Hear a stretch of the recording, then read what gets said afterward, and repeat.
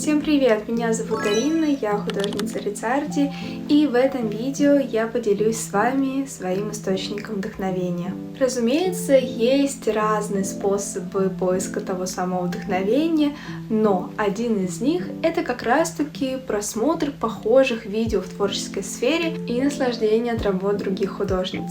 Чужое творчество часто очень мотивирует и способствует появлению каких-то новых идей, задумок, и поэтому в этом видео я решила показать вам свою коллекцию зинов и артбуков других художниц и рассказать, что именно мне в них нравится, показать, возможно, какие-то новые находки. Даже когда я пересматривала эти маленькие книжки перед записью этого видео, мне тоже захотелось безумно рисовать и еще раз рисовать. Поэтому, если ищете вдохновение, просто посмотрите это видео. Это такие небольшие книжечки, объединенные одной темой, и чаще всего их посвящают путешествиям, зарисовкам из этих поездок, или же, например, истории персонажей. В целом, у зинов достаточно свободный формат, и поэтому он мне кажется особенно творческим. Мне очень нравится их хранить, пересматривать. В целом, мне кажется, именно в таких зинах больше всего и выражается тот или иной художник. Начать я бы хотела с этого небольшого сборника «100 дней в Чешском университете». И я до этого не знала, что это за художница. Я просто зашла в магазин. Эта книжечка стояла там одна, я полистала и поняла, что я хочу сохранить это на память. Эта книжка вообще была заданием в первом семестре в Чешском университете, и в этот момент я поняла, как же сильно я сама хочу учиться в таком творческом вузе, где в начале обучения дают задание сделать вот такую вот книжечку. Мне очень нравится текстура бумаги. Это правда такая интересная находка, и в этом сборнике представлены разные техники, это тоже очень здорово. И вот особенно графика за счет текстуры бумаги и очень хорошей печати создается ощущение, словно я перед собой держу оригинал, а не напечатанную книжку. И это очень классно. Это, знаете, создает такую связь зрителя и художницы. А еще мне нравятся такие вот маленькие текстовые вставки. Они из более сухого сборника работ превращают книжку во что-то более живое. Я увидела, что эта художница ведет свой YouTube-канал. Вот он. И это так интересно, когда человек поступил за границу, учится в зарубежном вузе и рассказывает о творческой специальности там.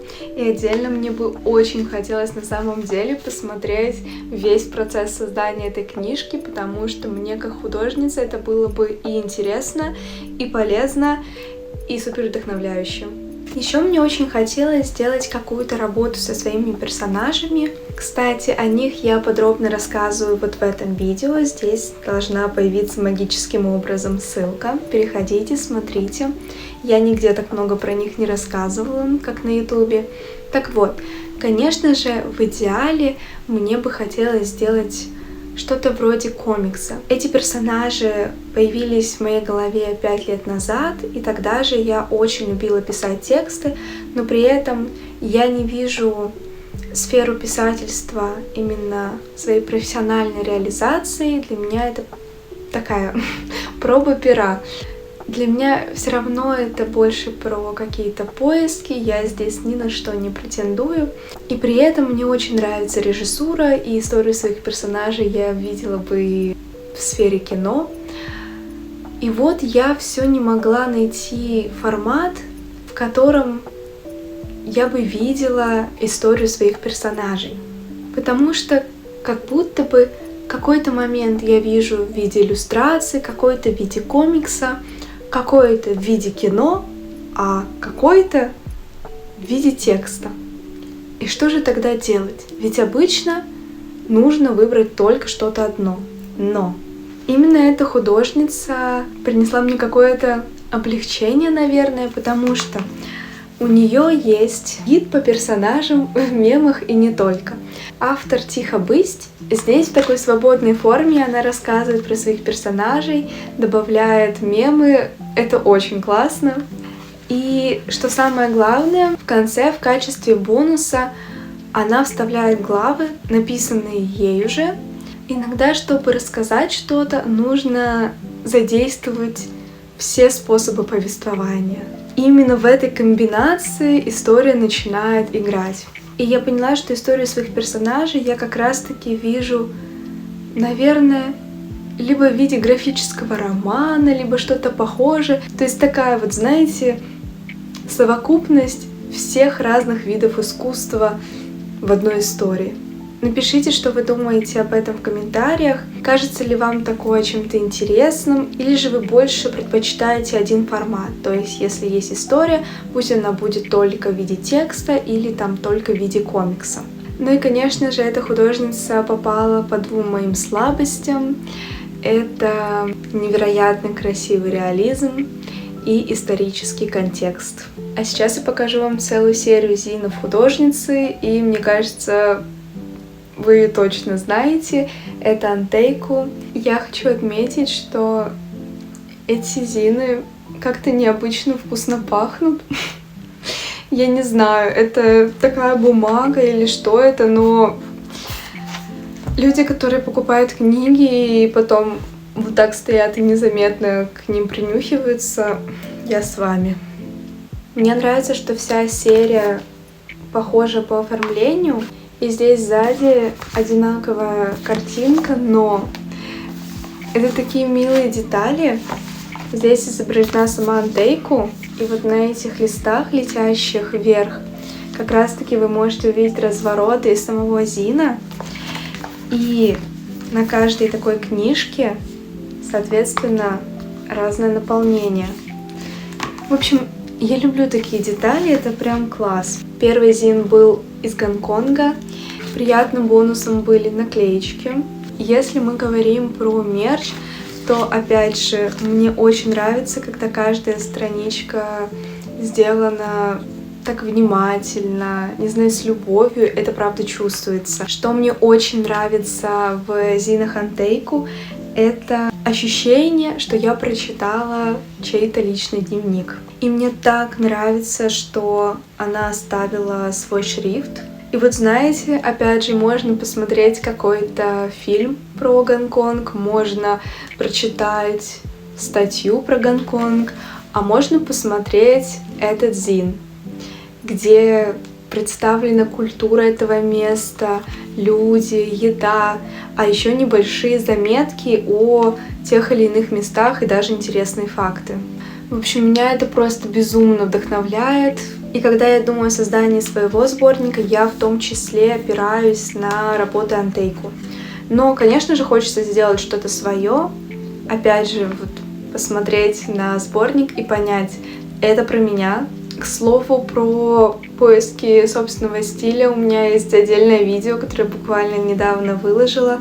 И там я достаточно подробно рассказываю про это ощущение, моя или не моя эта работа внутренне. И в этом сборнике помимо рисунков есть и чеки, открытки, фотографии и даже чайный пакетик. У нее также есть зин из Сеула, и мне очень нравится здесь такой маленький стикер-пак, особенно этот тигр. Вот он потрясающий вообще. Мне пока что жалко его отрывать, но хочется куда-то приклеить. И не так давно вышел сборник из Японии, который тоже мне очень приглянулся. Покажу стикер-пак, и вы можете заметить, что одна наклейка здесь отсутствует. Сейчас будет момент какой-то невероятной ностальгии, потому что мы возвращаемся на 7 лет назад. Благие знамения. Я в шоке. Я держу в руках эту книжечку и испытываю очень необычные эмоции. Что еще может вас безумно вдохновить, так это тематические зины. То есть это сборник работ разных художников на определенную тему. Чаще всего это связано с тем или иным фильмом, сериалом, книгой. И вот здесь «Благие знамения». Это сериал, который был снят на основе книги. И советую и то, и то. Мне очень нравится вот эта иллюстрация. Здесь супер нежные цвета. И когда вы смотрите, как разные художницы рисуют одних и тех же персонажей, это тоже очень и интересно, и полезно, потому что вы можете проследить стиль, технику, способ покраса. Ну и, конечно же, тут же хочется нарисовать самому на эту тему. Еще мне нравится вот эта работа, тоже невероятная. А теперь мы переходим к артбуку, и вот знаете, мне тоже хочется достичь таких высот, чтобы с моими работами был создан целый артбук. That's insane. Во-первых, обложка. И у этой художницы очень узнаваемый стиль, и как раз-таки в этой книжке она рассказывает про свой опыт, про образы, которые появляются в ее работах. И, боже, я очень люблю, когда творческие люди погружают аудиторию в свой процесс, рассказывают о задумках, потому что этого безумно не хватает. Хочется, когда смотришь на арт, еще видеть огромный текст. Вот этот портрет, конечно,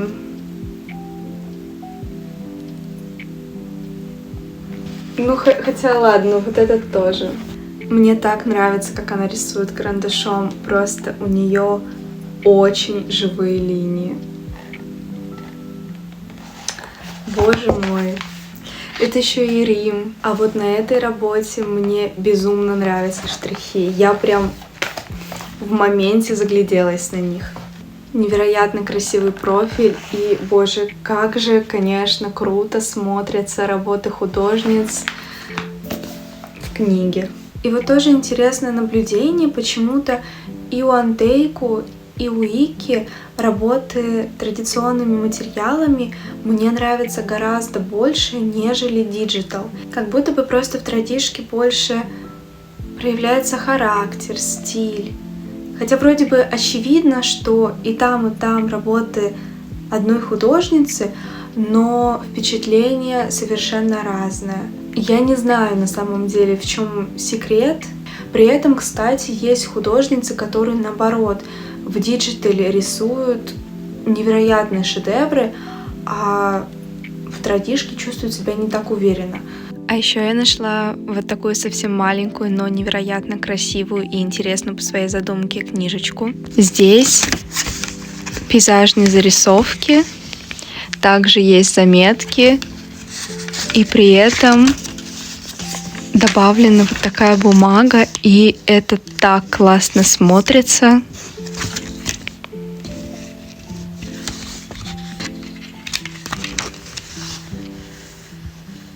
Итак, я показала вам всю свою небольшую коллекцию зинов художниц и артбук. И на самом деле, дорогие художницы, если вы меня сейчас вдруг смотрите, пожалуйста, создавайте свои сборники, потому что я очень хочу их купить. Я вот буквально ваша целевая аудитория.